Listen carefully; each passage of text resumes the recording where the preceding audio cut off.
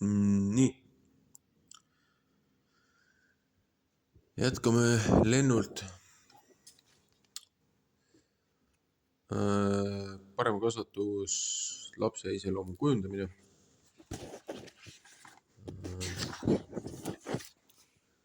Eelmise korraga sai hoolimise sektsioon läbi loetud. No jah, siin üle 30 lehekülje või? Austuse kohta.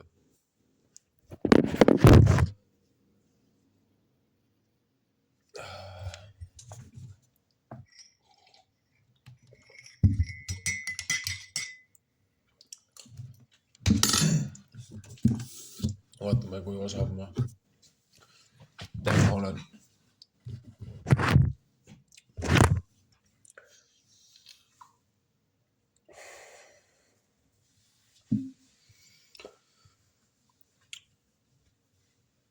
Austus. Ja nii nagu te tahate, et inimesed teile teeksid, nõnda tehke neile. Luuka 6:31. Aastaid tagasi, kui olin noor ema, kuulsin üht Air Nightingale'i raadiosaadet sellest, kuidas olla edukas.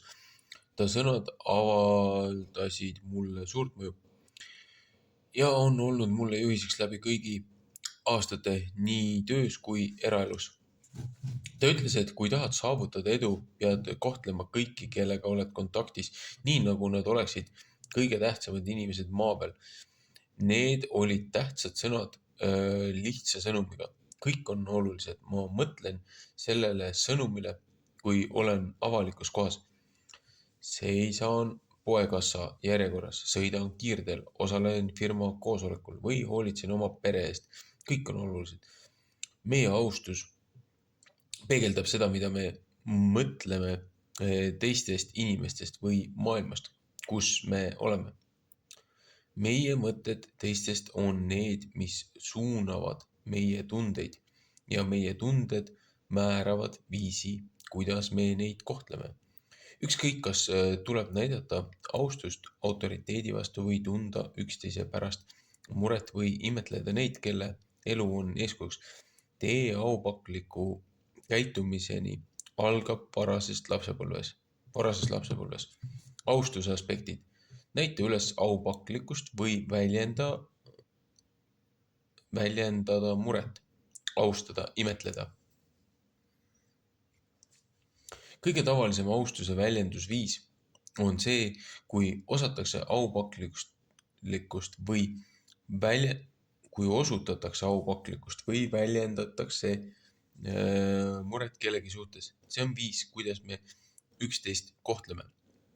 Sageli tuntakse kuldreeglina põhimõtted.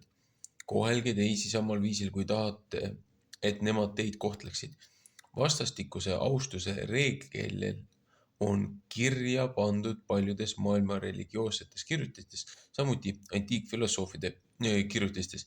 Igal tasandil suheldes hõlmab kuldreegel kaastunde, terviklikkuse, aususe ja julguse moraalseid põhimõtteid. See on niivõrd lihtne käsk, kuid ometi on kogu maailma inimestel raskusi selle järgimisega. Kas me muretseme oma vanemate või laste heaolu pärast, kuidas on sõprade ja tuttavatega või kellegiga, keda me üldse ei tunne, kuid kellega peame mingil põhjusel suhtlema? Kas selles, kuidas me neid kohtleme, väljendub austus? Täiskasvanute ja laste suhtlemine. Nähes, kuidas paljud vanemad on mures austuse puudumise pärast kodus ning õpetajad otsustavad lahkuda ametist õpilaste lugupidamatu suhtumise ja käitumise pärast. Peame lahenduse leidmiseks hindama viise, kuidas täiskasvanud ja lapsed omavahel suhtlevad. Austus või lugupidamatus kandub edasi viisis, kuidas me suhtleme üksteisega. Sellel, kuidas vanemad räägivad lastega, on lastele väga tugev mõju, kuna see ei sisalda mitte ainult välja öeldud sõnu, vaid ka väljendusviisi ja muud sellist. Seda, mis meie arvates on lihtsalt suunamine, võib laps võtta ähvardusena. kritiseerimisena või alandamisena vanema tooni või kehakeele tõttu. Mõned lapsed räägivad ja suhtlevad täiskasvanutega nõudliku suhtumise ja üleolekuga, oodates, et neid koheldakse nii, nagu oleksid nad kuninglikust soost ja nende heaks tehtaks kõike, mida nad soovivad. Õnnetuseks arendavad lapsed sellised lugupidamatud kombed välja väga varakult ja vanemad treenivad neid küll teadmatult just sel viisil.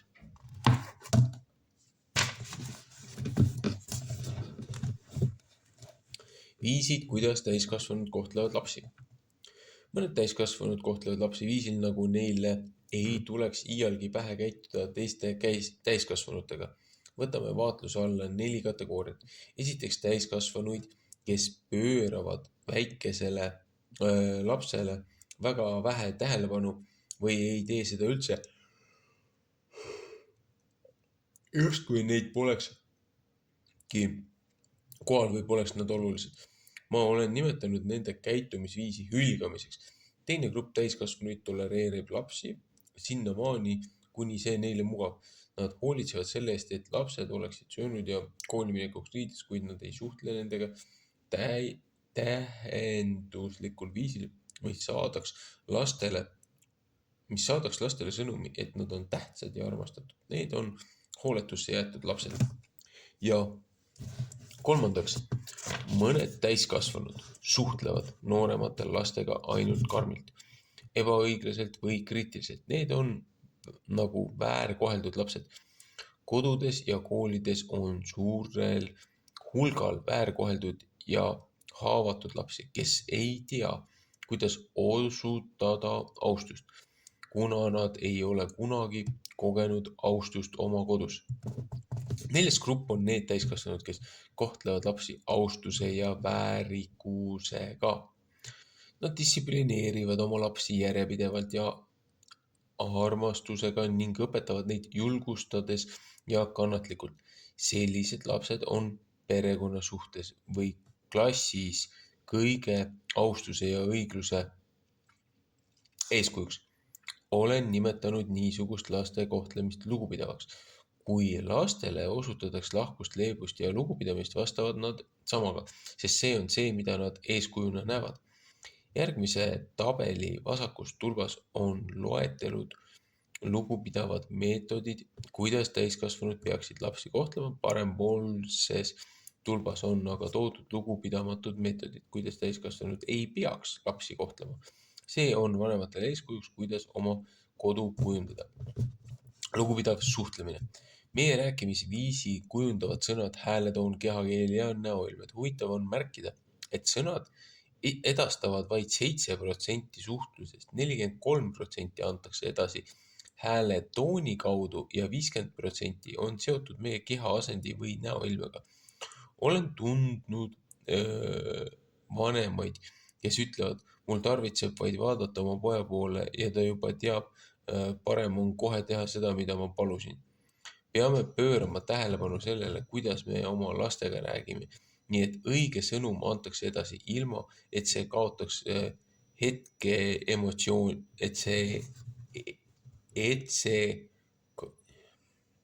peame pöörama tähelepanu sellele, kuidas me oma lastega räägime, nii et õige sõnum antakse edasi ilma, et see kaoks hetke emotsioonidesse. Laste tajumisvõimet vormitakse selle kaudu, mida nad näevad ja kuulevad ning nad tegutsevad vastavalt sellele tajule. Väikesed lapsed ei mõista sarkasmi või nende kulul nalja tegemist ja nad tunnevad end alandatuna ja segaduses.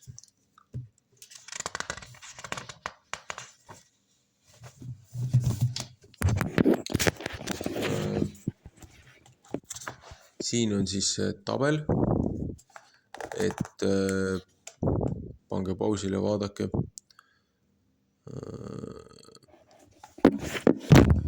Loeme siis ette. Laste lugupidav kohtlemine. Täiskasvanu pöörab lapsele tähelepanu, kuulab last tähelepanelikult, kaasab lapse vestlusesse, mängib lapsega, laps on tähtis, planeerib sisukaid tegevusi lapsega, ilmutab soovi olla koos lapsega, mäng on orienteeritud lapsele, distsipliin on järjepidev. Laps on armastatud, kiidab ja julgustab lapse arengut, on lapse suhtes aus ja lahke, ei häbista ega alanda last. Kunagi on lapse suhtes armastav ja kiindub. Laste lugupidamatu kohtlemine. Täiskasvanu pöörab lapsele vähe tähelepanu või ei tee seda üldse. Ignoreerib last, ei näita lapse vastu huvi, ei mängi ega tegele lapsega. Laps ei ole tähtis, ei veeda lapsega sisukalt aega, hoolitseb lapse eest minimaalselt, mäng on orienteeritud täiskasvanule, distsipliin ei ole järjepidev, laps on väärkoheldud, kritiseerib lapse käitumist, välimust ja nii edasi, on lapse suhtes sarkastiline või kuri, häbistab või alandab last, väärkohtleb last füüsiliselt, emotsionaalselt, seksuaalselt. Võimalused, kuidas vanemad saavad näidata austust laste vastu. Kui lapsed õpivad midagi uut, peavad vanematel olema palju kannatlikkust. Väikelapsed on ärkveloleku ajal harva vagusi ühe koha peal ja see põhjustab vanematele teatavat stressi. Lapse keha õpib koordinatsiooni ja mõistus õpib koordineerumist ning kõik see kokku avaldub sahmimises ja rähklemises. Olge tolerantsed lapse liikumise suhtes ja kommenteerige tema tegevusi, et aidata tal keskenduda. Kui väike laps õpib, kuidas ise jooki klaasi kallata ja ta kiirustab nii, et võib selle maha ajada, siis võite öelda, hoia pudelit 2 käega ja vaata, kuidas mahl läheb sinu tassi. Selle asemel, et kritiseerida lapse korratut käekirja, aidake tal seda parandada. Ilusasti kirjutama õppimine nõuab palju harjutamist ja nii võib vanem öelda. Püüa kirjutada natukene aeglasemalt, siis su käsi ei väsi ära. Ma mõistan, kui tüütu on kõigi nende sõnade kirjutamine, aga ma tean, et sa saad sellega hakkama. On suur vahe viisis, kuidas me räägime, eriti mõeldes tavalisele harjutamisele. Su käekiri on nii õudne, et ma ei suuda sõnagi välja lugeda või ole vait ja hakka oma koduseid ülesandeid tegema. Kumba viisi teie eelistaksite?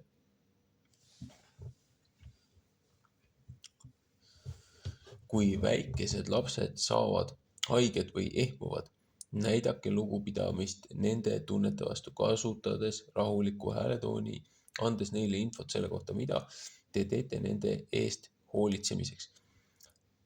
Lähme peseme pisikud maha, plaaster hoiab kriimustatud koha puhtana ja laseb nahal kiiremini paraneda. See mitte ainult ei kinnita lapsele, et peatselt on teemaga kõik jälle korras, vaid tõmbab ka ta tähelepanu vigastusest eemale. Kui vanem reageerib kriimustatud põlvele olevale verele hirmu ja ärritusega, annab ta sama tunde edasi ka lapsele, tehes asja hullemaks. Samuti on olemas emotsionaalsed haiget saamised, näiteks kui laps tunneb, et teda on jäetud mängust välja või et sõber on ta reetnud. Näidake, et te mõistate lapse kurbust või viha, selle asemel, et seda naeruvääristada või kritiseerida. Kui lapsed vajavad abi, osutage lugupidamist nende küündimatuse tunde vastu. Olles olemas nende abistamiseks, olgu siis tegemist kingapaelte sidumisega, matemaatikakodutöö tegemisega, onni ehitamisega või viisakusreeglite tundmaõppimisega. Lapsed õpivad usaldama neid, kes on kättesaadavad ja abivalmis. Kui lapsed kasvavad kooliealiseks, on vanemad teinekord pahased, kui lastel on koolis raskusi. Teie tugi või julgustavad sõnad on tähendusrikkamad ja tulemuslikumad kui kriitilised või süüdistavad sõnad. Peame meeles pidama, et lapsepõlv on praktikaperiood, mille jooksul laps saab teada, kuidas olla kohusetundlik täiskasvanu. Kui laps õpib, kuidas olla kodus abiks, sisaldab see paljusid kohustusi nagu planeerimine, ostlemine, toidu valmistamine, pesu pesemine, maja koristamine, muru niitmine või aiataimede eest hoolitsemine. Iga sellise laia kategooria sees õpivad lapsed järk-järgult oskusi, mida nad vajavad iseseisvate täiskasvanutena. Alustage juba siis, kui lapsed on alles maimiku eas, andes neile ülesandeid, mida nad on võimelised tegema. Lapsed imiteerivad huviga teie enda tegevusi. Vanaema kiigutus iga õnnestunud sammu eest näitab austust isiku vastu. Ka vanaema kiitus iga õnnestunud sammu eest näitab austust isiku vastu. Kaasates lapsi näitate neile, et nad on olulised ja neil on võimalus millegiga kaasa lüüa. Näiteks ei ole maimik valmis planeerima pere lõunasööki, aga ta võib aidata valida 2 eri tüüpi helveste või jogurti maitsete vahel. 5, kuidas lapsed kohtlevad täiskasvanuid. Lapsed vajavad armastust ja õrnust beebieas ning armastust ja kindlust maimiku ees. On hämmastav, kuidas armsad väikesed beebid muutuvad peale käima ja rääkima õppimist turtsakateks väikesteks lasteks.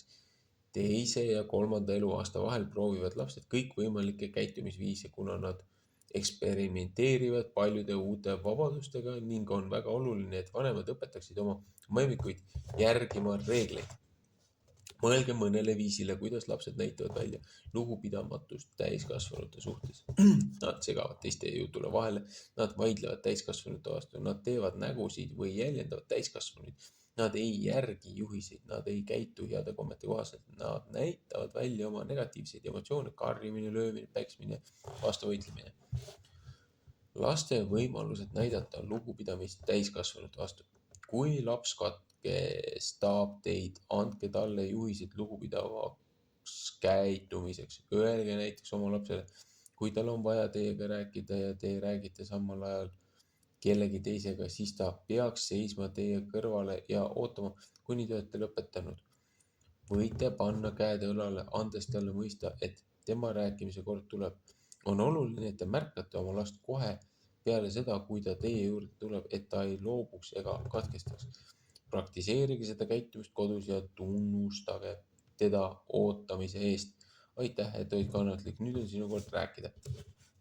Kui lapsed peavad teilt midagi küsima, tooge neile näiteid, kuidas küsida lugupidaval viisil.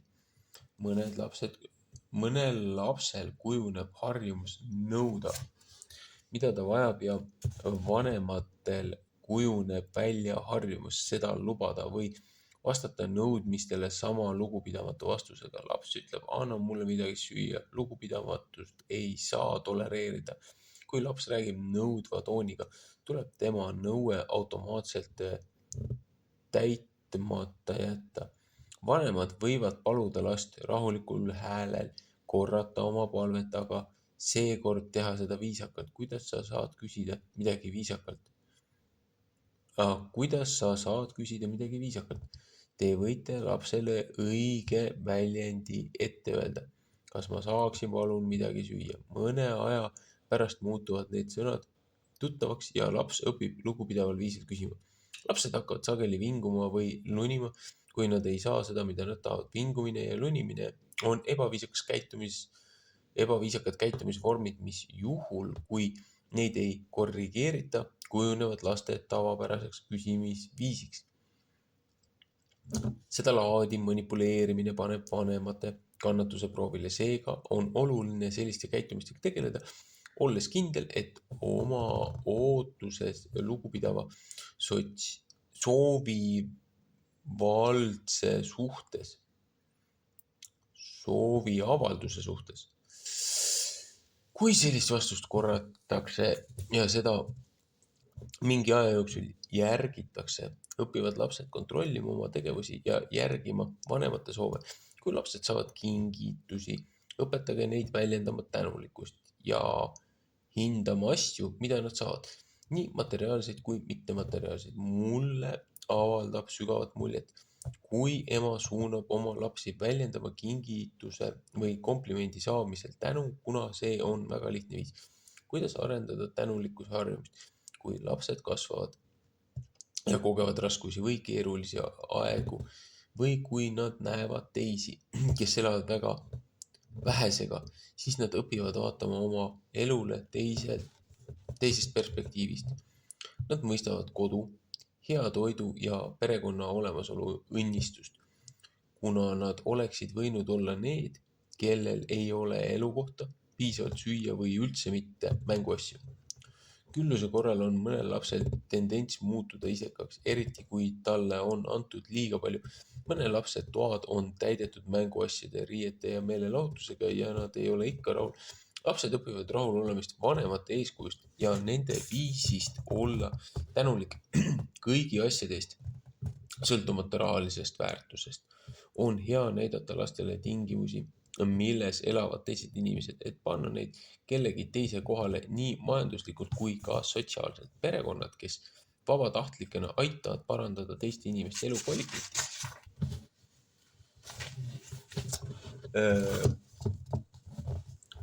Pakkudes näiteks süüa kodututele, kogudes asju lastekodule või annetades jõuluvinke, tunnevad end tänulikumana selle eest, mis neil on. Mälestused sellistest teenimisvõimalustest muutuvad väga tähendusrikkaks.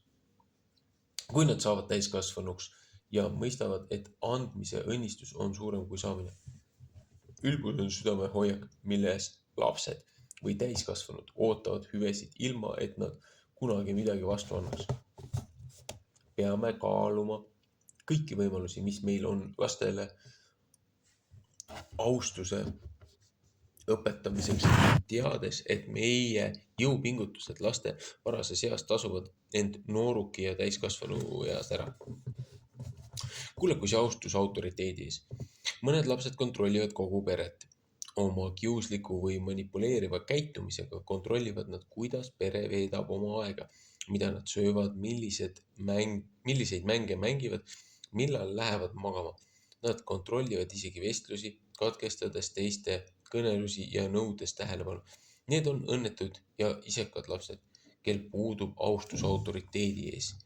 Kui vanemad ei tegutse vastutustundlikult, seades perele reeglid ja nõudes nende pidamist armastuse ja järjepidevusega, muutuvad nad peagi oma lapse solvangute ja kiusu ohvriks.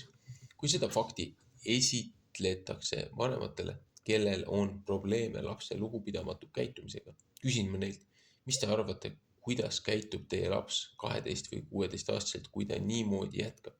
Lugupidamatu käitumine, mida ei kontrollita, võib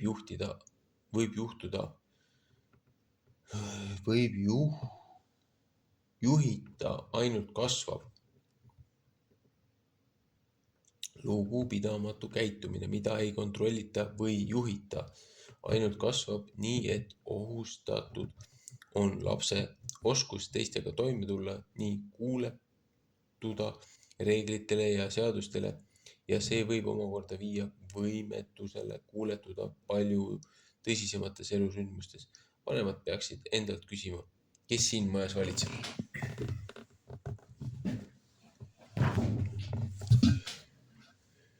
Ülekäte.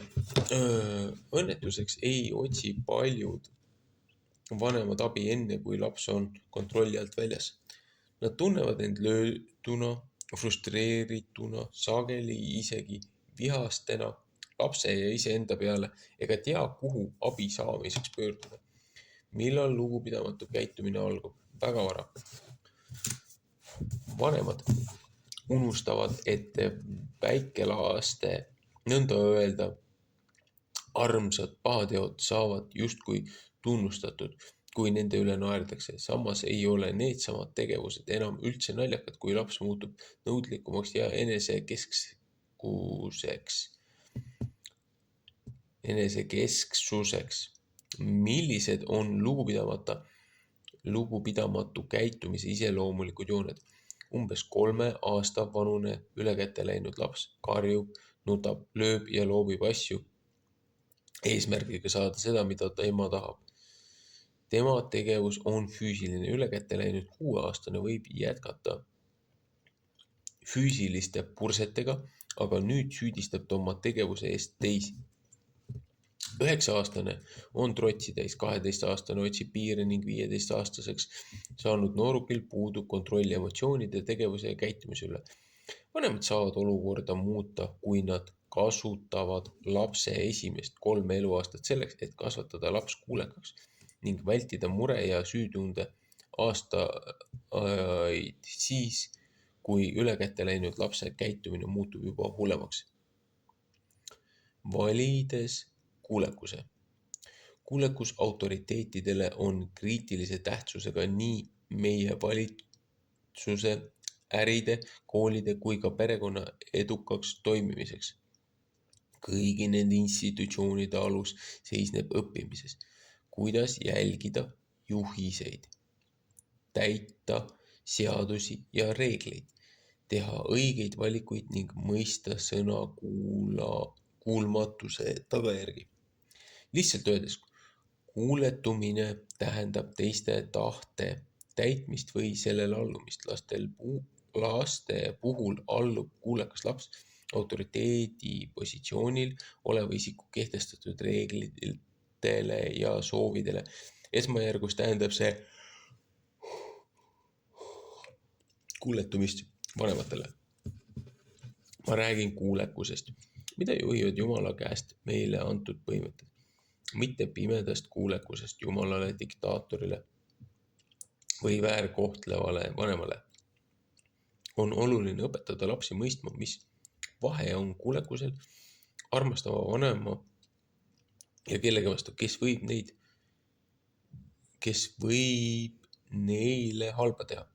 Võimalused tekivad siis, kui lapsed õpivad tundma ebaõiglust ning näevad, et kõik inimesed ei ole head ja sõbralikud, sest maailmas on ka selliseid inimesi, kes kohtlevad teisi julmalt. Vanemad ütlevad tihti, mu lapsed ei kuula mind, tegelikult nad küll kuulavad, kuid otsustavad mitte kuuletuda. Oma vanemate ja teiste täiskasvanute abiga õpivad lapsed autoriteete austama varases lapsepõlves omandatud kuulekuse kaudu.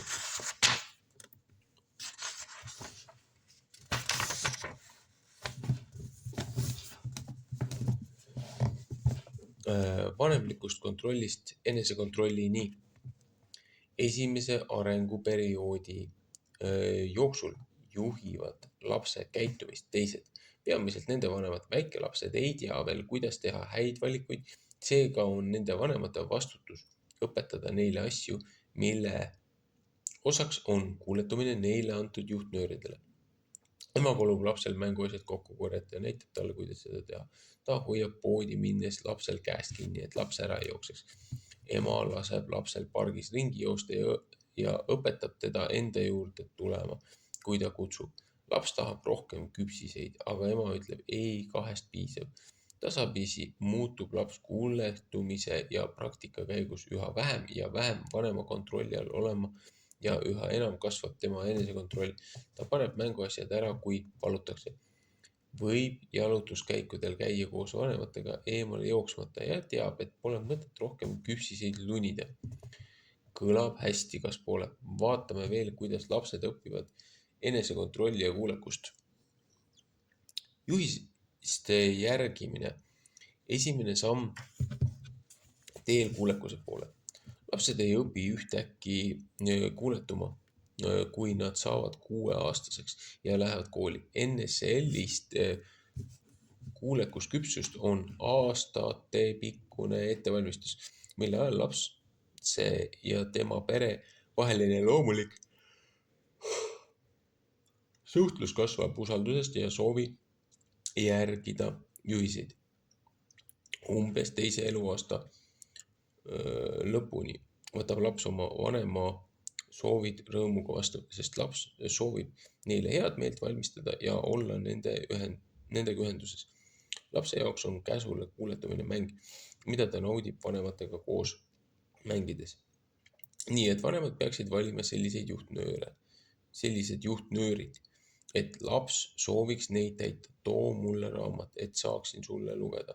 Anna koerale tema maiustus, tule minuga jalutama, aita mul panna nukud voodisse, kuivata maha läinud mahl ära. Pange tähele, et need juhtnöörid ei sisalda küsimust. Kas sa tahaksid tulla minuga jalutama? tuleb aeg, kui laps saab teha oma valiku, aga selles kohas kontsentreeruge käskudele, mida peab täitma. Kui laps kuuletub, kiitke teda tema kuulekuse eest. Näed, kõik nukud on ilusti tuidule pandud või sa pühkisid kogu mahla ära. Tule peseme nüüd lapi puhtaks. Aitäh, et tõid selle raamatu. See on üks mu lemmikutest. Nagu võite ette kujutada, sellised meeldivad tunnustused rahuldavad noore lapse vajadust olla ühendatud ning ema või isa silmis tunnustatud. Kui teie sõnadega kaasneb ka füüsiline kontakt, näiteks kallistus või suudlus ja nalja tegemine, siis on lapse kogemus veelgi tähenduslikum. Andke lastele teada, mida te neilt ootate. Teise ja kolmanda eluaasta vahel võivad vanemad anda lastele teada, mida nad neilt ootavad. Pidage meeles, et lapsed kogevad paljusid asju esimest korda ja ei pruugi teada, mida teha. Andes selged instruktsioonid, mida laps mõistab ja saab täita, jõuab ta tõenäolisemalt sihile. Sageli näevad vanemad, et lapsed teevad midagi valesti ja käsivad neil peatuda, aga nad ei oska seletada, mida nad neilt tahavad. Näiteks kui laps seisab tooli või diivani peal, võite öelda, palun pane jalad põrandale. Kui lapsed jooksevad majas ringi, võite öelda, minge tagasi, käige ettevaatlikult. Selles kasvu hetkes ei ole väikesed lapsed tingimata sõnakuulmatud, vaid nad testivad teie reaktsiooni. See võib olla vanematele väga närvesööv periood. Seetõttu on oluline, et te vastaksite rahulikult ja kindla häälega, mis on teie juhtnöörid lapsele ja ootaksite, et ta neid täidaks. Lapse väike aju ütleb, ma tahan seista kõrgel, sellepärast ma teen seda. Samal ajal, kui ema ütleb, pane kohe oma jalad põrandale. Raevuhood. Maimikuperiood võib olla vanematele muret tekitav, kui nad on tunnistajateks lapse käitumise muutumisele koos vihapursetega. Armas, rõõmus, kuulekas beebi näib muutuvat turtsakaks ja nõudlikuks maimikuks otse teie silme all ja te küsite, mis mu beebiga juhtus. Nüüd on ta maimiku eas, mida vanemad, kes selle tõeliselt keerulise lapse ja staadiumi läbi elanud, on naljaga pooleks nimetanud ka kohutavateks kahesteks. Siiski on lootust nendel tulevastel vanematel, kes on ette valmistanud ja teavad, mida oodata ja mida teha. Teadmised lapse füüsilisest, intellektuaalsest ja vaimsest arengust on vanematele, kes soovivad oma lapse käitumises selles perioodis aru saada, väga olulised. Laps läbib fenomenaalse kasvuperioodi, mille teeb teoks ainult tema enda teadvustamata jõud.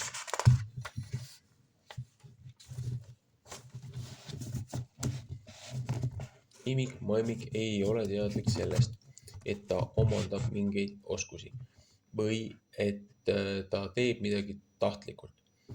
Areng kõikidel aladel lihtsalt juhtub. See kõik käib loomulikult. Ta õpib käima ja rääkima ning tema võimas tahe on tipus, olles sageli vääriti mõistetud kui kangekaelne. On maimik justkui rakett, mis on valmis kosmosesse lendama, nii et uurime neid arenguid, et teada, kuidas neile reageerida. Kui laps õpib umbes 1 aasta vanuselt kõndima, avastab ta, et võib liikuda vabalt ja ulatuda esemeteni, mida ta enne sai näha ainult kaugelt. Hämmastav on tõdeda, et väike laps läheb oma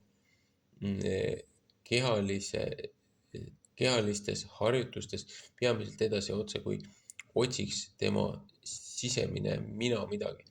Ta avastab ruume ja asju, mis on kõrgemal kui tema oma senise roomamisvõimega ulatus nägema. Tal on liikumisvabadus ja ta võib sekunditega silmist kaduda. Ta ei soovi enam, et teda süles kantakse, vaid nõuab, et ta pandaks maa, et harjutada oma äsja omandatud kõndimisvõimet. Kui ta õpib umbes 2 aasta vanuselt rääkima, on ta vaba ennast väljendama ja saab öelda, mida ta tahab ja vajab. Tema sõnavara kasvab plahvatuslikult, kui ta õpib välja ütlema sõnu, mida on sünnist peale kuulnud ning kuidas tema sõnad mõjutavad teisi ja teda ennast, kui ta proovib mitmeid erinevaid käitumisviise. Nüüd, kui käed on uurimiseks vabad, imiteerib ta paljusid igapäevategevusi, mida näeb oma vanemaid ees tegevat. Ja mõnikord tekitab tema uudishimu probleeme. Tema iseseisvust piirab vaid ta koordinatsioon ja vanemate valmisolek lasta tal asju ise teha. Ta võib nüüd ema juurest ära jalutada ja rääkida, mida mõtleb ning ise end riietada ja süüa. Selle staadiumi märgiks on sõnad "ma tegin seda", maimikul on tugev soov uurida ja õppida tundma uut maailma, millele tal on nüüd ligipääs ja kasutama suhtlemisvahendeid, kui vanemad mõistavad lapse rõõmu uurimisest ja asjade ise tegemisest ning nad muudavad tema keskkonna ohutuks, jääb palju kibestumist olemata. Nii kasvab vanema ja lapse vahel imeline usaldus, see sild, mis ehitab enesekindlust ja eneseteadlikkust. Kui maimiku tugev tahe tuleb esile, siis see sisemine vaim või säde toetab uurimist sellise kindlusega, et me oleme hämmastunud. Me teame maimiku visadust. Kui miski teda huvitab, vaadake, kuidas laps avastab treppe. Tema eesmärk on minna trepist üles samal ajal, kui ema takistab teda või püüab veenda teda peatuma. Selline taktika ei avalda lapse tahtele mõju lihtsalt sellepärast, et tema instinkt sunnib teda seda uut põnevat ruumi avastama.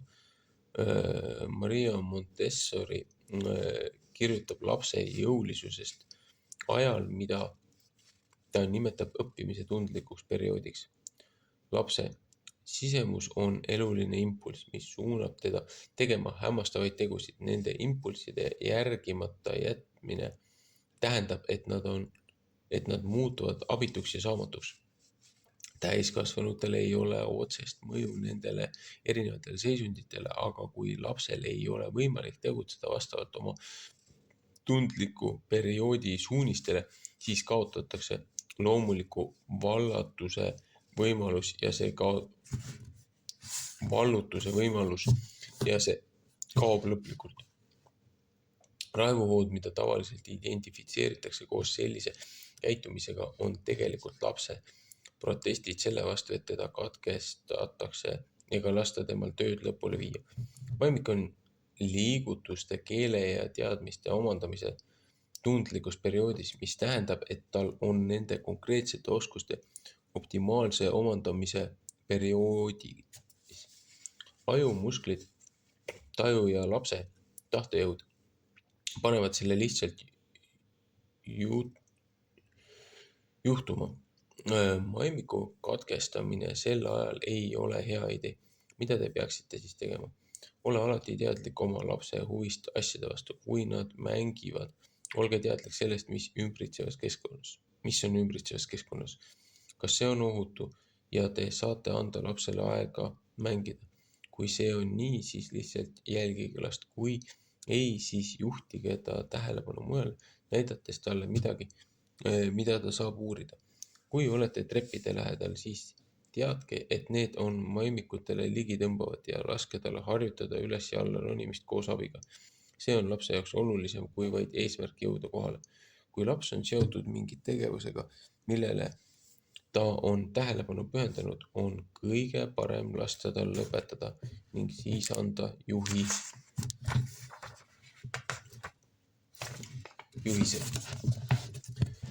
selle ärapanemiseks.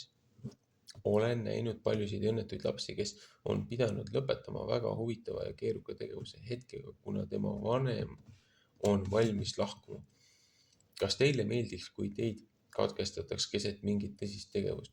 Loomulikult mitte. See ei tähenda, et maimikul tuleb lubada teha kõike, mida ta tahab, vaid vaja on mõelda tema vajaduste peale ja sellele, kuidas leebel viisil ta vastumeelsust käsitleda. Raevuhoogude vältimine. Esiteks, looge uurimiseks ohutu ruum.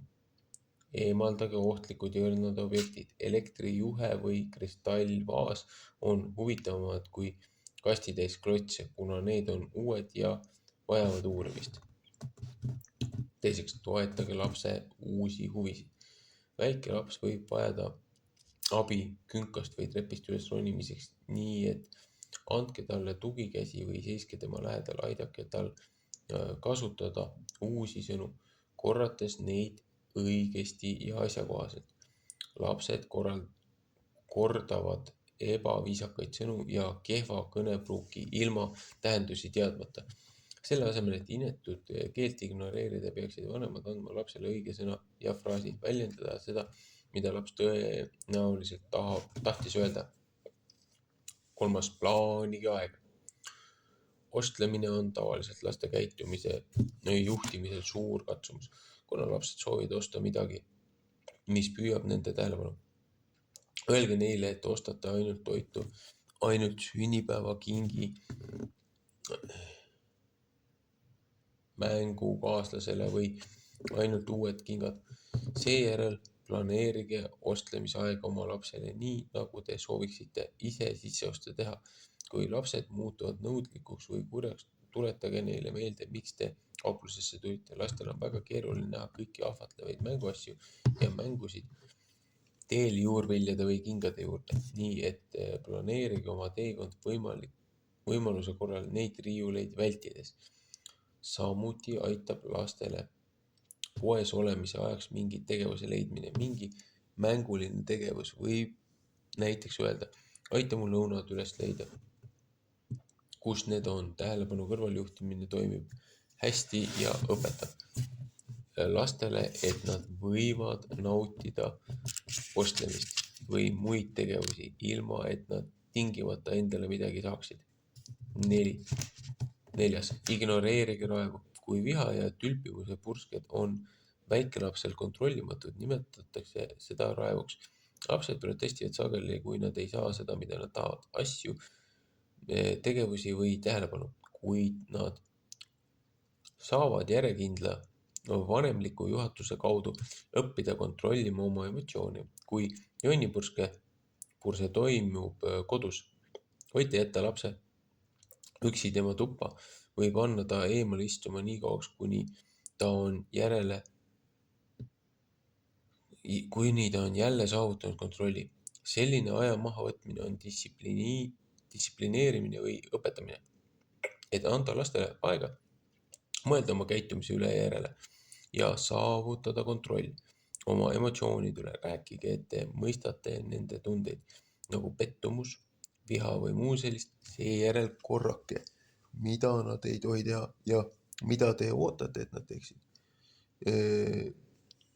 John, ma tean, et sa oled kuri, sest sa pead oma mänguasjad ära panema, aga karjumine ja löömine ei ole lubatav. Aeg on valmistuda magama minekuks ja sinu mänguasjad tuleb ära panna. Mille sa tahaksid esimesena ära panna, kas autod või klotsid? Kui olete kodust väljas võib vihapurske energiast tühjaks jooksmise lubamine häirida teisi. Seega peate otsustama juba varem, millist viha väljendamise taset te lubate enne muude vahendite kasutamist. Kui see on ohutu, öelge lapsele, et karjumine ja löömine ei ole vastuvõetav ja te ootate siin nii kaua, kui ta on lõpetanud. Astuge mõned sammud eemale ja ignoreerige käitumist. Teine taktika juhuks, kui laps keeldub koostööst, on võtta ta sülle ja lahkuda. Tegelege jonnihoo põhjusega kodus ja harjutage, kuidas te järgmisel korral lapse vihapurskele reageerite. Distsipliin võib olla ebamugav, kuid selgete ja järjepidevate tulemustega. Kui vanematel on suurel hulgal kannatlikkust, siis õpivad lapsed ennast kontrollima. Alustus ja kuulekus on löögi all iga kasvufaasi ajal nõudes distsiplineerimistehnikate kohandamist. Samas, kui lapsed jõuavad noorukikka, ei ole õppinud enesekontrolli, võivad nende vihahood olla väga suured ja teha kahju nii neile endile kui teistele.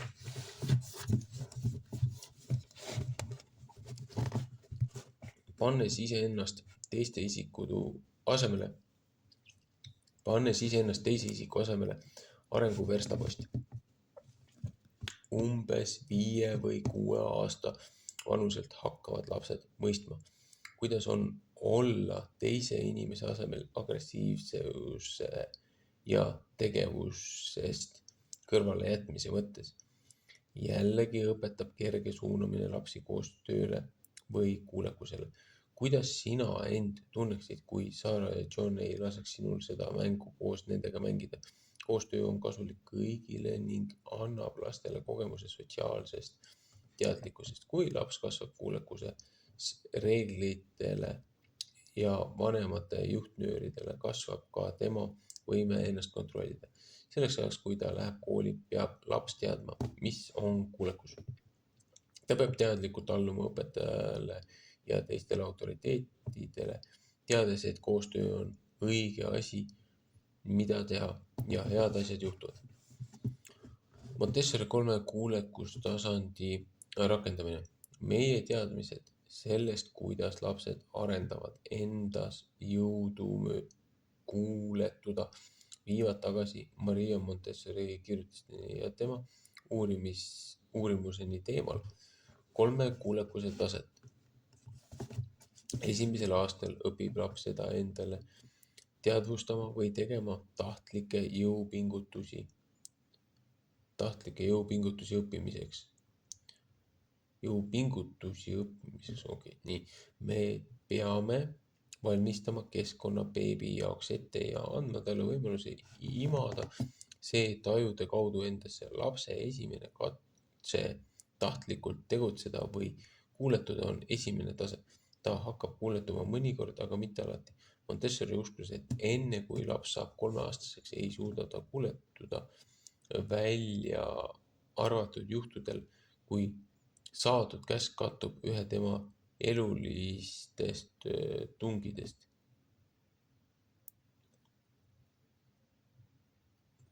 See on nii seetõttu, et ta ei ole veel ennast kujundanud. Me tunneme sellise käitumise sageli ära ja nimetame selle ekslikult sõnakuulmatuseks. Samas peame meelde jätma, et vanema tahtele kuuletumises on lapse teadlikkus järkjärguline, samuti ka kuuletumises omaenda tahtele. Teisel tasemel 3 kuni 6 aasta vanuses hakkab laps tegema teadlikke pingutusi. See tähendab, et ta kuuletub rohkem ja järjepidevamalt. Laps saab suuremaks ja jätkab selliste oskuste omandamist, mis võimaldavad tal teha seda, mida palutud.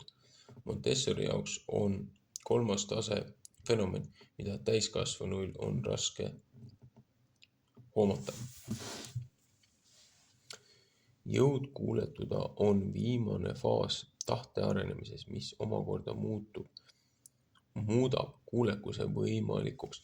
Meie laste hulgas on saavutatud tase nii kõrge, et õpetajale kuuletutakse koheselt, ükskõik mida ta lasteaias ka palub. Ta tunneb, et peab olema ettevaatlik, et mitte nii omakasu pühendumist enda huvides ära kasutada ja ta hakkab mõistma, mis laadi omadused peavad olema vastaval isikul sügav vastutustunne.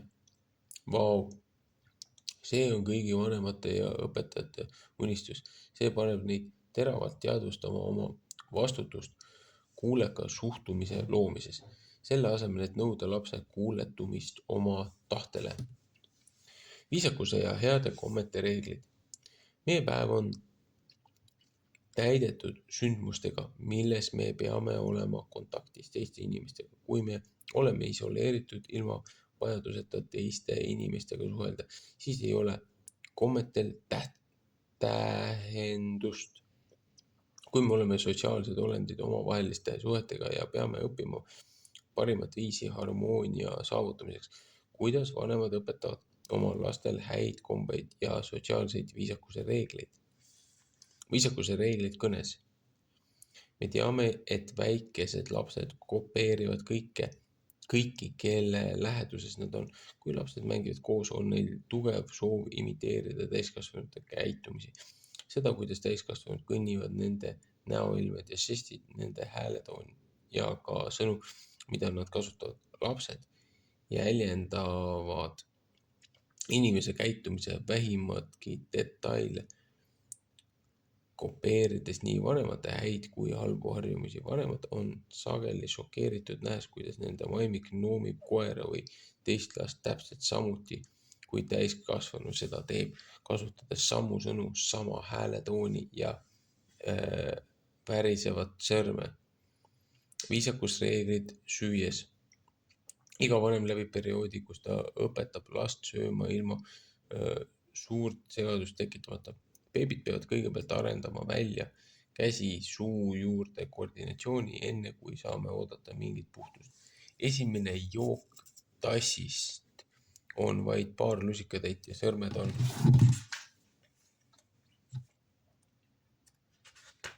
esimesed vahendid toidutükkide noppimisel.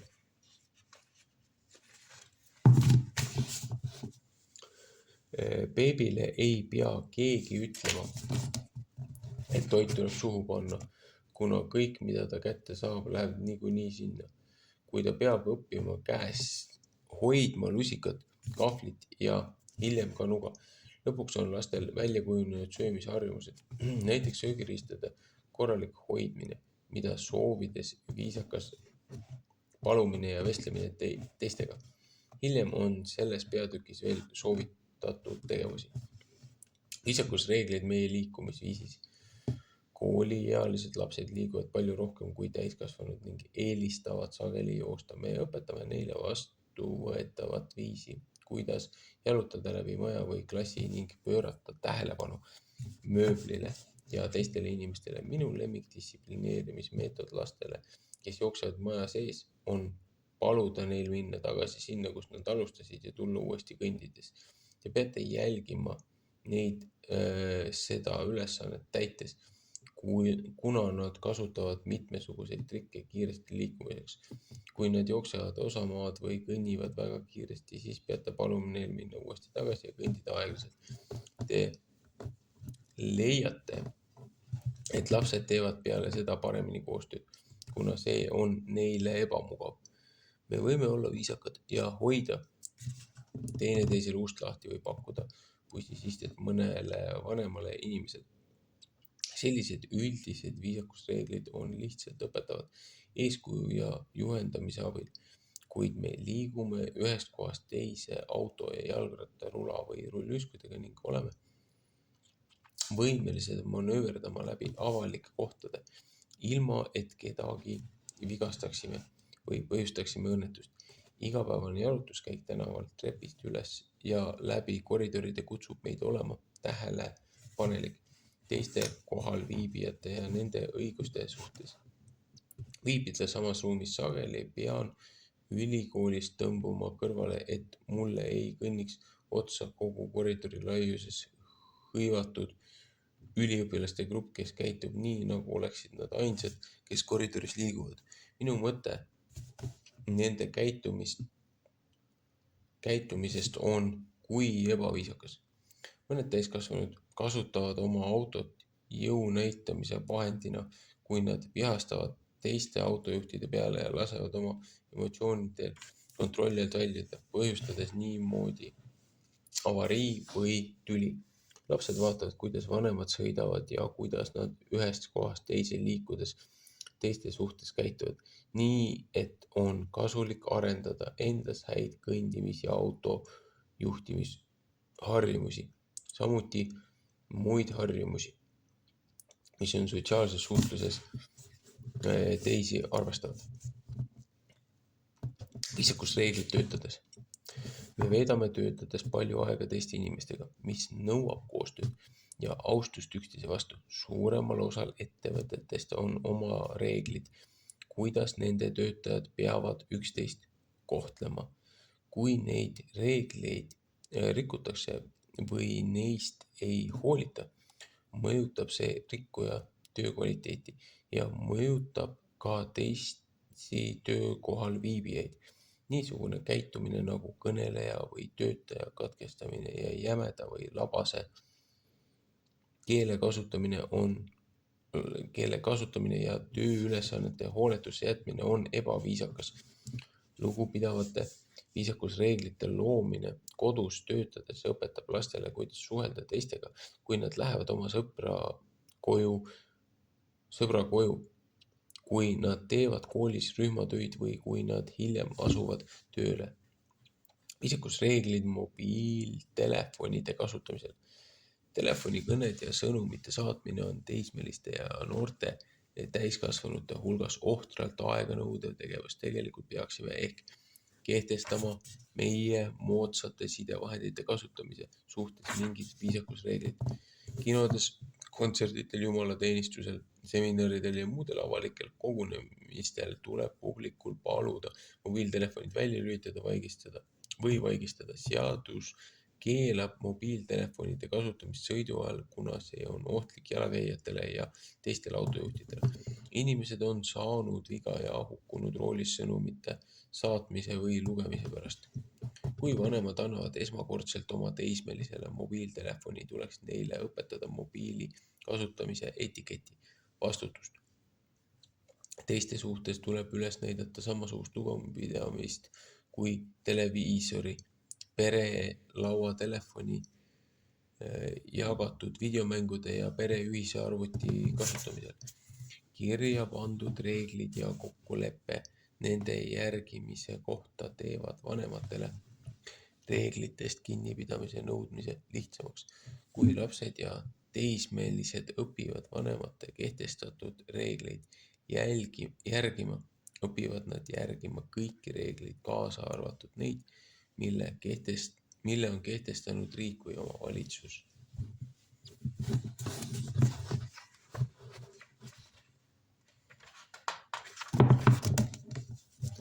Alustades õpetajate ja austus õpetajate ja õpilaste vastu. Koolid ja lastehoiuasutused on oma mõju poolest teisel kohal olevad keskkonnad, kus lapsed veedavad koos täiskasvanutest eeskujudega suure osa päevast. Nende esmastes keskkondades olevad väärtused kujundavad meie lapsi tuleviku tarvis. Kui mõne lapse jaoks võib riiklik haridus olla ainus võimalus, siis formaalharidusele eelnevad aastad on nõnda öelda pesa, kus lapsi valmistatakse klassitoa jaoks ette ja valides, kes meie laste eest hoolt kannab, tuleb neid kohati hoolikalt kaaluda. Olulised õppetunnid, mida koolieelik õpib kodus või lasteaias, võivad ehitada vundamendi rõõmsaks õppimiseks koolis. Kui me saaksime kirjeldada ideaalset klassiruumi, siis oleks see täidetud lastega, kellel on kodus õpetatud, kuidas käituda ja üksteist kohelda koos õpetajaga, kes mõistab laste vajadusi ning teeb oma tööd kirega. Siin on mõned kooliks valmis olevate õpilaste kasvud. Klassiruumi atmosfäär on heatujuline, lugupidav ja aus. Klassil on käitumisreeglid, millest kinnipidamist õpilastelt oodatakse. Õpilased vastutavad oma tegude eest. Õpilased kohtlevad õpetajad samasuguse austusega kui oma vanemaid. Õpilased kohtlevad üksteist samamoodi kui oma õdesid vendi. Õpilased kohtlevad oma klassi samamoodi kui oma kodu. Õpilased on innukad ja valmis õppima. See õnnelik pilt kirjeldab ideaalset õpikeskkonda. Reaalsus on aga see, et õnnetuid pilte on rohkem kui õnnelikke. Õpetaja mängib laste koolis oleku ajal nende eludes kasuvanema rolli ja tal on tohutu mõju laste iseloomu arengule. Mõelge sellele, et laps on koos õpetajaga päeva parima osa, kui ta on ärkvel ja valmis õppima. Õpilaste kodu ja kool. Õpilaste kodu ja kooli ühtsus lubab lastel arendada austuse vooruse välja palju kiiremini kui siis, kui kodu ja kooli vahel on erimeelsused. Austus keskkonna vastu. Keskkonnad on alad, kus me elame, õpime, töötame ja mängime. Kui kodu ja kool on esimesed keskkonnad, kus lapsed õpivad neid ümbritseva maailma kohta, saavad nad kogemusi ka paljudest teistest keskkondadest nagu pargid, kauplused, kirikud ja sõprade või sugulaste kodud. Kõigil meil on vastutus hoolitseda nende ruumidest, mida jagatakse teistega. Näiteks tänavad, kõnniteed ja parklad. Jällegi võime me õpetada lapsi juba varasest east austama kogu omandit ning vältima ümbruskonna kahjustamist, vandalismi, prügi maha loopimise ja grafiti kaudu. Austus looduse vastu. Lapsed ja loodus saavad omavahel suurepäraselt läbi, kui lapsed veedavad suure osa ajast koos pärega väljas, on neil loomulik armastus ja austus looduse vastu. Tubane meelelahutus ei saa kunagi asendada loomulikku kiindumist, mis inimestel on loodud maailma vastu. Vanemad peavad õpetama oma lapsi austama loodust nii, et nad mõistaksid inimeste sidet neid ümbritseva maailmaga. Maa ja merega, jõgede, mägede, põldude, õhuga, taimede, loomade ja lindudega, samuti eluturuumiga. Raamatus Viimane laps metsas julgustab Richard Lowe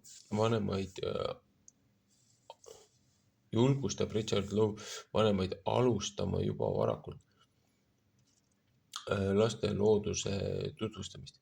Ta teatab isegi, et õpetajad on märganud laste käitumisprobleemide vähenemist loodusel põhinevate programmide mõjul. Laagrid ja programm Outward Bound teismelistele on suurepärased võimalused suhtluseks looduskeskkonnaga, austusasjade vastu. Kui me mõtleme meetoditele, kuidas lapsed suhtlevad keskkonnaga, peavad vanemad õpetama neid austama seda, mida nad naudivad ja hindavad. Alljärgnevalt on esitatud mõned juhtnöörid, kuidas arendada austust keskkonna vastu, alustades varasest lapsepõlvest.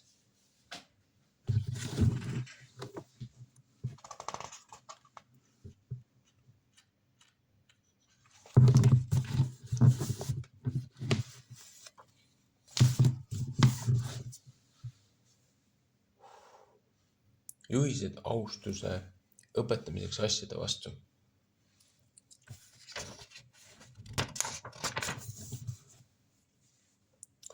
Kui mingi asi on katki, siis parandage see ära ja tehke seda koos lastega, et nad teaksid, asjadel on samuti väärtus. Viis, kuidas lapsed hoolitsevad asjade eest, peegeldab seda, kui olulised need nende jaoks on. Olen kleepinud lehti tagasi raamatutesse, mis on aastate jooksul lastele ettelugemisest kulunud. Need ei olnud kallid ja oleksid olnud lihtsalt asendatavad, aga selles on õppetund,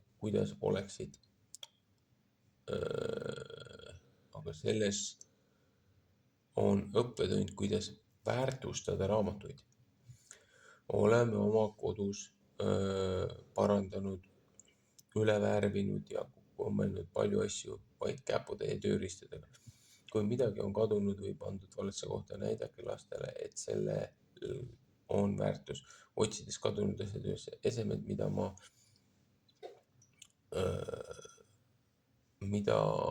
majas kasutatakse, on tavaliselt pandud valesse kohta.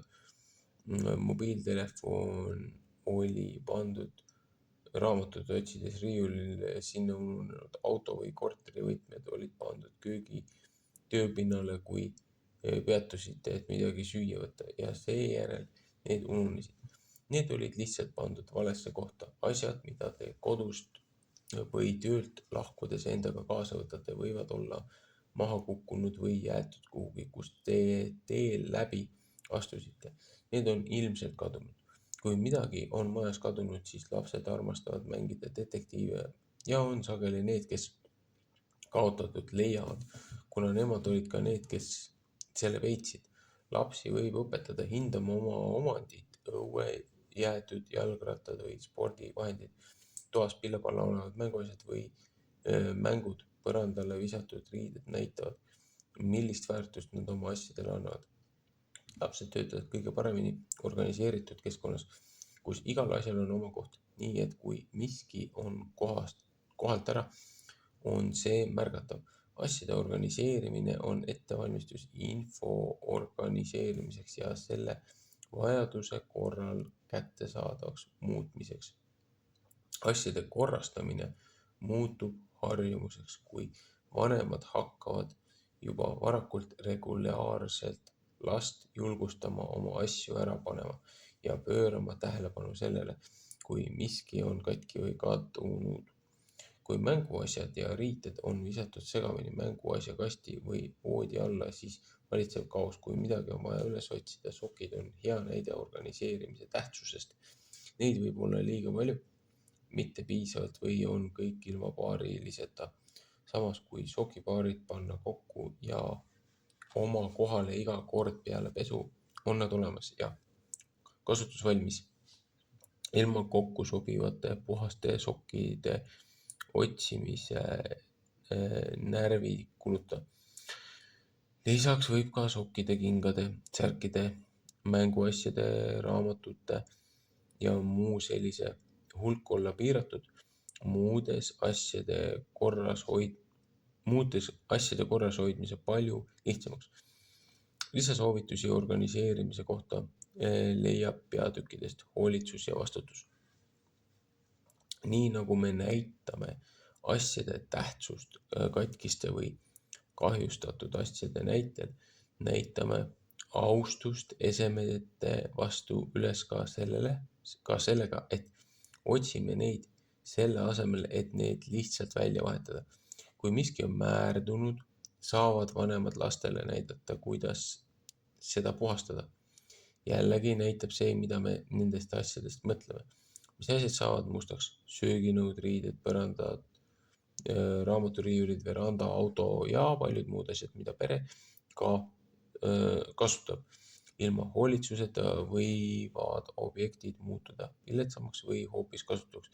Näiteks kui autot regulaarselt ei hoolda, võib selle rike põhjustada suurema kahjustuse ja suuremad kulud. Ajal, kui meie loodusressursse raisatakse, võivad pered organiseerida võimalusi taaskasutuseks, kasutusotstarbe muutmiseks, jäätmekäitluseks ja konserveerimiseks. Viimase aja jõupingutused sel teemal rahva harimiseks on aidanud meil muuta maa kaitsmisel teadlikumaks. Meie osast viimase aja jõupingutused sel teemal rahva harimiseks on aidanud meil muutuda maa kaitsmisel teadlikumaks meie osast saastamisel ja loodusressursside raiskamisel. Perekonnad saavad alustada kodus.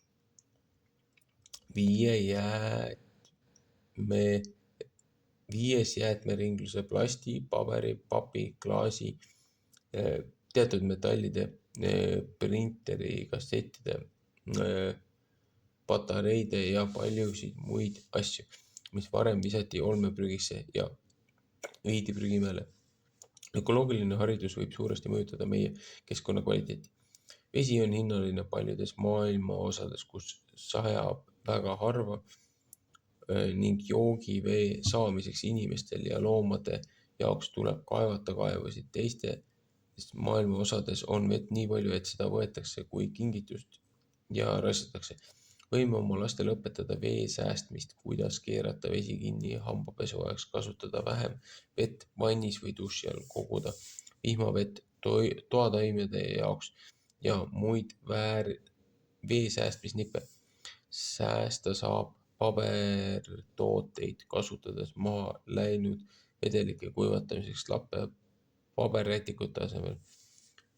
Õhtusöökidel riidest salvrätte paberrättide asemel. Perekonnad võivad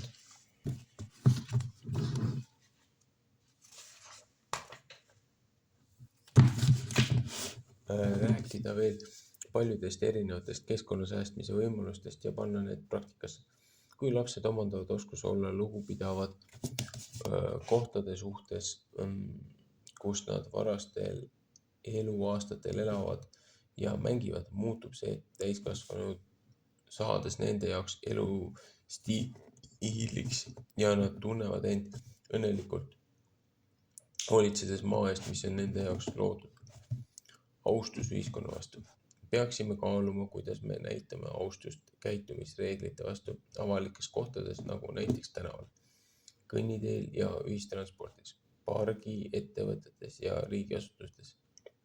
Nii nagu on olemas reeglid kodus, koolis ja tööl, on ka reeglid avalikes kohtades käitumiseks. Austus valgusfooride ja ülekäiguradade vastu, austus kõnniteede kasutamise vastu, näiteks mõnel pool on keelatud jalgrataste, rulade ja rulluiskudega kõnniteele sõitmine. Austus parkide hea korra säilitamise vastu, mitte visates prügi maha, mitte kahjustades puid või müüre, neid grafitiga täis sodides ning sõites jalgrattaga üksnes selleks ette nähtud teedel. Austust mootorsõidukitega liiklemise reeglite vastu. Austus eraomandi siltide nagu hoia eemale eraomand või kaubitsemise keeld vastu. Austus meie metsade, randade, järvede ja mägede vastu, järgides kirja pandud reegleid nagu ärge toitke loomi, püsige rajal. Teistel inimestel on samasugused õigused nautida kohaliku omavalitsuse pakutavaid mugavusi ja kohti. Me oleme partnerid maa kaitsmisel selliste inimeste hävitavate püüdluste eest, kel puudub austus keskkonna vastu. Ütelge see välja, kui näete kedagi hoolimatult käitumas. Austus nende vastu, kes on erilised. Olla tolerantne tähendab näidata eelarvamusteta hoolimist välja nende vastu, kes on erinevad. Väikestel lastel puuduvad eelarvamused seni, kuni nad hakkavad üle võtma oma vanemate suhtumisi ning jäljendama nende tegevusi. Ma naudin maimikute ja eelkooliealiste laste rühmaklasside külastamist, kuna nad mängivad ja töötavad koos ilma mingisugusegi diskrimineerimise märgita. Välja arvatud märkamine, et osa on poisid ja osa on tüdrukud, osa blondid ja osa brünetid, mõnel on lokis juuksed ja mõnel sirged. Nad märkavad erinevusi, kuid neil ei ole eelarvamusi sellest, kuidas nende erinevustel reageerida. Selline suhete puhtus räägib positiivsest multikultuursusest klassides, kus lapsi koheldakse lihtsalt kui lapsi, kes on valmis õppima ja nautima sõpruse rõõme. Kui lapsed hakkavad rääkima või käituma teiste suhtes negatiivselt, lähtudes sellest, mida nad on kuulnud neid ümbritsevate täiskasvanute kommentaaridest või näinud, kuidas täiskasvanud kohtlevad üksteist. Lapsed märkavad ja imiteerivad täpselt nende inimeste sõnu, hääletooni ja kehakeelt, kellega nad veedavad koos oma aega. Vanemad naabrid ja lastehoiutöötajad. Vanemad peaksid lapsi õpetama austama puuetega inimesi, teistest rassidest ja kultuuridest inimesi, erinevate võimete ja talentidega inimesi ja ka neid inimesi, kelle seisukohad erinevad nende endi omadest. Meie oleme üksteisest sõltuvad inimesed, kes elavad maal ja me saame olla kõige produktiivsemad ja edukamad siis, kui me tunnistame, üksikute unikaalsust ja austame inimrassi väärikust. Leian, et seoses lameda maailma ja ainulaadsete inimeste vahel on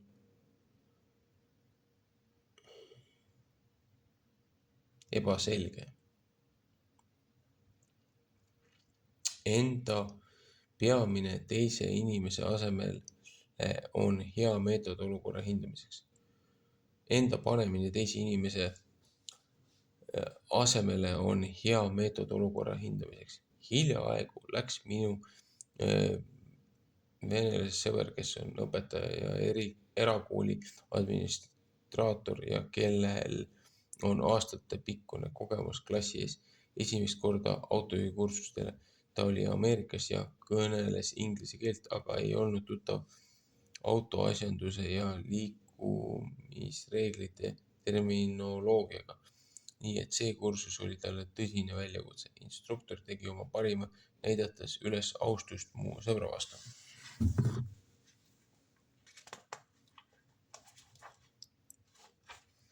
Tema jõupingutustes ta oli kannatlik, mõistev ja julgustav ning aitas pinget huumoriga vähendada, kui andis edasi hea autojuhiks saamise tõsidust. Õpilase positsioonis olles sai mu sõber täiesti uue perspektiivi õppimise kohta. Tema empaatia enda õpilaste vastu on nüüd kahtlemata palju suurem ja ta on edaspidi märksa kaastundlikum nende suhtes, kes kogevad raskusi. Austus, osutada au. On ka muid austuse vorme, mis on seotud austusavaldusega kellegi vastu, kes on ametikohal või positsioonil, mis eeldab erilist tunnustamist.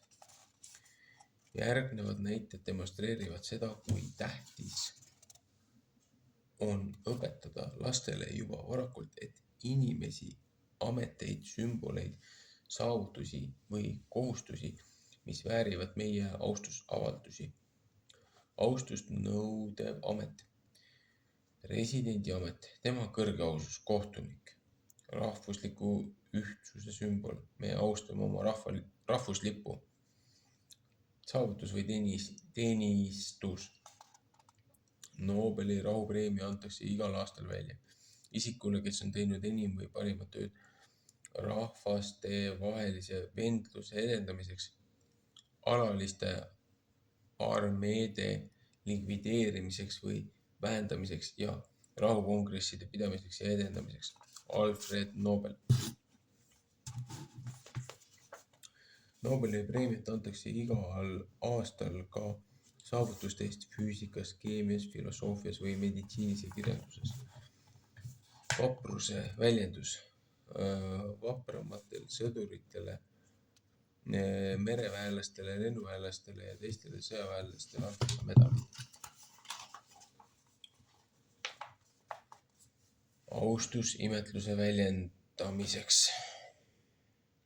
Lapsed ja täiskasvanud töötavad kogu elu selleks, et ennast paremaks muuta ja panustada ühiskonda, kus nad elavad. Need oskused nõuavad koolitust, kogemust ning emotsionaalset ja füüsilist püsivust oma eesmärkide saavutamiseks. Seetõttu näitame välja oma imetlust ja austust nende vastu, kes on silma paistnud näiteks järgmistel aladel. Võimed, teadlased, kõnepidajad, muusikud, lauljad, kirjanikud, kunstnikud, loomade treenerid, elektrikud, läbirääkijad ja muud iseloomuomadused. Julgus, visadus, ausus, usk, kannatlikkus, usaldusväärsus ja rahulolu. Saavutused nagu bakalaureuse või magistrikraad, parim müügimees, meisteraednik või mingi muu erialane tunnustus. Ühised austuse õpetamiseks. Esiteks, mõista kuulekuse rolli. Austus kuulekuse vormis on kriitilise tähtsusega ja et saada teistega elu jooksul läbi. Täiskasvanuna oodatakse meilt, et me kuuletuksime autoriteedile, kes seavad reeglid koolis, tööl, avalikes kohtades ja meie valitsuses. kui juhised või reeglid peaksid olema need, mis on teatud kogukondadele parimad, vastutavad vanemad selle eest, et nad õpetaksid lapsi varakult reeglitele või seadustele kuuletuma, kui nad on arendamas endas olulisi moraalseid harjumusi. Teiseks, olge austusväärses käitumises eeskujuks. Ei ole paremat väärtust õpetajat kui vanemate tegevus ja käitumine. Kolmandaks, kehtestage selged reeglid ja ootused. Lapsed vajavad selgeid ja kindlaid reegleid oma käitumiseks, suhtlemiseks ja tegevusteks ning nad peavad teadma, mis juhtub, kui neid reegleid ei täida. Tagajärgi tuleb selgitada nii, et lapsed saaksid neist aru. Siiski on kasulik, kui ka lapsed ise võtavad osa teatud reeglite kehtestamisest, olles osaline selles otsuses. Mõistavad nad ka tagajärgede õigsust paremini kui lihtsalt reeglite kehtestamist. Siiski on vanemad teatud aladel vastutavad reeglite kehtestamise eest, mõeldes turvalisusele ja perekonna austamisele. Otsustage perekoosolekul oma peremaja reeglid ja riputage need üles kuhugi, kus need on kõigile hästi nähtavad. Kui mõnda reeglit rikutakse, peavad sellele järgnema ka tagajärjed. On oluline, et te vanematena järgiksite reegleid. Tugevdage head käitumist, näidates oma heakskiitu, julgustust ja kiitust. Lapsed reageerivad paremini positiivsetele kommentaaridele selle kohta, mida nad teevad hästi, kui kriitikale selle suhtes, mida nad teevad valesti. Näiteks grupp lapsi jagab omavahel kääriliimi ja õhus on konflikti tekkimise oht. Kui te aga näete, kuidas keegi annab liimi üle järgmisele, siis tunnistage seda tegu. See on sinust väga lahke, et sa jagad liimi Suusaniga. Tavaliselt määrab see meeldiva koostöötamise meeleolu ja ka teised tahavad seda järgida. Viiendaks, õpetage lapsi teistega läbi saama. Parim viis mõista inimest, kes on sinust erinev, on vaadata olukorrale tema perspektiivist. Võime näha teise lapse vaatepunktist. On üks arengu teetähistest ja see on kasulik lastevaheliste probleemide lahendamisel. Oma olemuselt on lapsed isekad. Nad tahavad, et asjad läheksid nende tahte kohaselt, teha seda, mida nad valivad. Vähehaaval, kui nad suuremaks kasvavad ja neil on võimalusi koos mängida, olles kord juht ja teinekord jälle õpivad nad, mida tähendab kaotamise või see, et asjad ei lähe nii, nagu nemad soovivad. Kui väikesed lapsed uurivad maailma, siis nad sageli lükkavad, hammustavad ja löövad teisi lapsi või võtavad neilt asju ära. See on otse kui väike sõjatanner manöövrite ajal, kui nad ei tee üksteisele teadlikult haiget, vaid ainult eksperimenteerivad. Nad tahavad näha, mis juhtub ja kas nad saavad iga kord sarnase reaktsiooni osaliseks. Vanemate või lapsehoidja sekkumine annab neile teada, et selline käitumine ei ole aktsepteeritav, aga suurem õppetund on tunda lükkamist, hammustust või lööki. Selle kaudu kogevad nad valu teist poolt. Mänguasjad või toit on üldjuhul lastevaheliste tülide peamine põhjus. Kui mänguasi, millega laps just mängis, tal käest võetakse, on ta ärritunud. Selliseid intsidente juhtub palju ja need annavad lastele kogemuse selle kohta, mis juhtub ja kuidas vähima kahjuga vastata. Selline sotsiaalsete vihjete kogu laseb lastel teada saada, kuidas tulevikus erinevates olukordades reageerida. 6. Kasutage õpetlikke momente parimate tulemuste saavutamiseks. Daniel Golemani järgi on kõige efektiivsem aeg austuse õpetamiseks siis, kui juhtub midagi, mis annab näite. Coleman kirjutab, iseloomu on parem õpetada reaalsete sündmuste jooksul, mitte abstraktsete koolitunnina. Abstraktse koolitunnina. Võib kehtestada reeglid ja riputada neid seinale. Kuid alles reaalne sündmus on see, mille käigus laps mõistab õppetundi täielikult. Näiteks on lugupidamatu ja ebaaus rääkida teistest inimestest valesid kuulujutte. Klassis me võime rääkida aususest ja sellest, mida see tähendab, kuid kõige efektiivsem aeg sellest teemast rääkida on siis, kui toimub tegelik sündmus, mis hõlmab ebaausat käitumist või konkreetsel juhul valesid kuulujutte. See ei tähenda, et me peaksime jääma väärtuste õpetamisega ootama, kuni midagi juhtub, vaid me peaksime kasutama neid õpetlikke momente juba varem esitatu kinnitamiseks. Peredes on palju õpetlikke momente, nagu siis, kui keegi lastest jääb valetamisega vahele või võtab midagi, mis ei kuulu talle. Nad kaotavad mängudes, neid tõrjutakse kõrvale või nad saavad haiget. Sageli suunatakse õppetund pahateo teinud lapse suunas sellele, kes teeb teisele haiget või ei mängi oma õevennaga. Kui midagi juhtub sinu endaga, siis on see reaalne sündmus, mitte mingi lugu kuskilt raamatust, mis puudutab kedagi teist. Seetõttu on sellel suurem emotsionaalne mõju. Lapsed on tähelepanelikumad ja märkavad, kuidas olukord lahendati. 7. Mõistlike meedia ja meelelahutuse mõju lastele. Lapse psühholoogide seisukoht on, et alla 2-aastased lapsed ei ole valmis televisiooni või video jaoks ja nad saavad enim kasu reaalse elukogemusest. Samuti on eelkooliealised lapsed, kes näevad meedias, mängudes ja filmides vägivalda agressiivsema käitumisega kui need, kes seda pole näinud. Isegi multifilmid ja lasteprogrammid võivad avaldada lapse arenevale ajule moraalsete omadustele kahjulikku mõjusid. Vanemad peavad ise otsustama kogu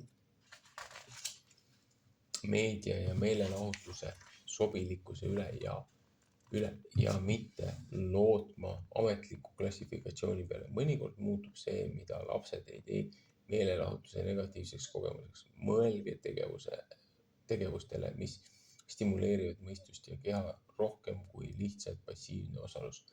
Õues olemine on palju parem valik, sest seal saavad lapsed koguda nii füüsilisi kui ka intellektuaalseid kogemusi. Austuse õpetamine lastele. Esiteks, harjutage kombeid ja viisakust. Vestelge õhtusöögilauas teemadel, mis on lastele huvitavad ja andke neile võimalust osaleda vestluses, pöördudes konkreetselt üksteise poole ja kannatlikult oodates, kuni teine rääkimise lõpetab, paludes esemeid või toitu, kasutades viisakalt lusikat või kahvlit. Me ootame sageli, et lapsed tunneksid kõiki kombeid, kuid neile on vaja juhatust, et nad teaksid, milliseid sõnu ja hääletooni kasutada. Samuti peab neil olema füüsiline võimekus käsitleda söögiriistu. Sageli katsin ma õhtusöögi valmistades ilusate lauakatete ja nõudega, pannes sinna ka lilledeküünlad, et muuta õhtusöök perele eriliseks ajaks. Lapsed armastasid seda. Nii oli meil lauas õhkkond, mis rõhutas üksteise austamist ja see oli tunduvalt hubasem kui rämpstoidu kiire söömine autos. Ma usun, et vanemad, kes räägivad oma lastega nii, nagu nad oleksid oodatud külalised, on parimad austamise eeskujud. Teiseks, las lapsed räägivad enda eest. Kui lähete restorani, las lapsed tellivad endale ise, et õppida, kuidas aupaklikult vastata. On hea, kui lapsed kuulevad, kuidas vanemad tänavad ettekandjat või kelnerit tema teenete eest. Kui külastate sõpru ja teie laps soovib juua või minna tualetti, laske tal endal perenaise käest küsida. Peale kodus harjutamist õpib ta, kuidas käituda lugupidavalt ja tal on kindlus oma isiklike vajaduste eest hoolitsemises. 3. Lauamängud on hea võimalus õppida teistega läbisaamist. Need õpetavad austust ja seda, kuidas kannatlikult oodata oma järjekorda ning kuidas võita või kaotada väärikalt. Veenduge, et mängud on lapsele eakohased, olge alati eeskujus selles, mida lapselt ootate. Külastage lastega hooldekodu. Rääkige täiskasvanutega, kes on ratastoolis või kellel on mõni puue. Julgustage neid, pöörake tähelepanu neile, kes on teist erinevad ning kujundage lugupidavat suhtumist oma vestluses nendega ja selles, kuidas te käitute. 5. Kooliealised lapsed võivad osaleda lavastuses.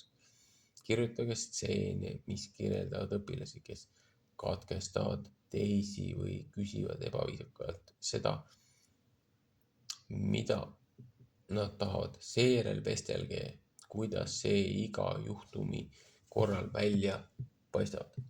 6. Alustage uut harjumust tänusedelite kirjutamisega. Aidake oma last kirjutada tänusedeleid, julgustussedeleid või kirju sugulastele. Nad võivad väljendada tänu kinkide eest, tänulikkuse tunnet üksteise suhtes, tänulikkuse suhete tõttu. Seadke kodus sisse taaskasutuskonteinerid. Võtke ühendust oma kohaliku omavalitsusega taaskasutuspoliitika suhtes. Korjake kokku esemed, mida saab taaskasutada. Korraldage mäng pakendile uue kasutusviisi leidmiseks. Minge üle klaasist säilituspakenditele ja kasutage vähem plastikut. Korduvkasutatavad poekotid aitavad vähendada taastumatute loodusressursside kasutust. Arutlege oma lastega, kuidas selline tegutsemisviis näitab lugupidamist keskkonna ja teiste inimeste suhtes. Uurige koos lastega plastiesemete päritolu, nii et nad mõistaksid taaskasutuse põhjuseid. 8. Seadke üles veekogumistünn toa taimede kastmiseks. Vähendage vee kasutamist vannis ja duši all käies. Keerake hammaste pesemise ajal veekraan kinni. Leidke muid meetodeid vee kui väärtusliku loodusvara säilitamiseks. Praktiseerige lahkust, heldust ja tänulikkust. Kui olete koos perekonnaga ja sõpradega, pange tähele erinevust kõigis käitumistes.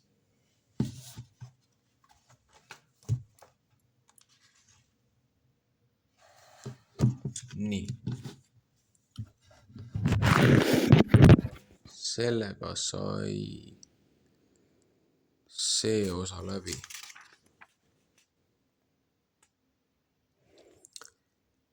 Järgmine on siis vastutustunne.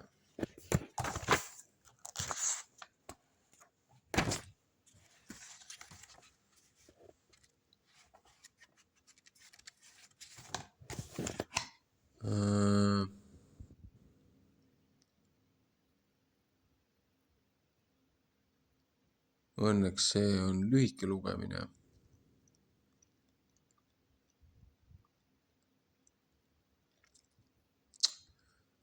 Aga aususest tuleb siis jälle korralikult. Ühesõnaga, jätkame teinekord.